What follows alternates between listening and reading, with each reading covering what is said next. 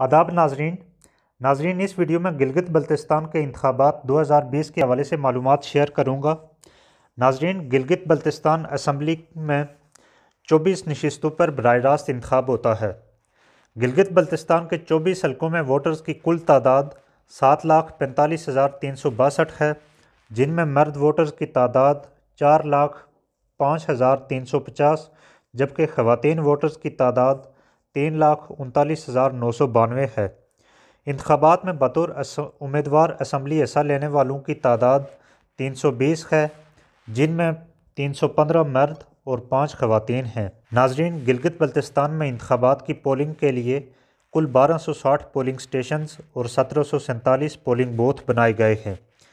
इनमें से 415 polling stations को हसास तरीन जबकि 339 पोलिंग स्टेशंस को हसास करार दिया गया है।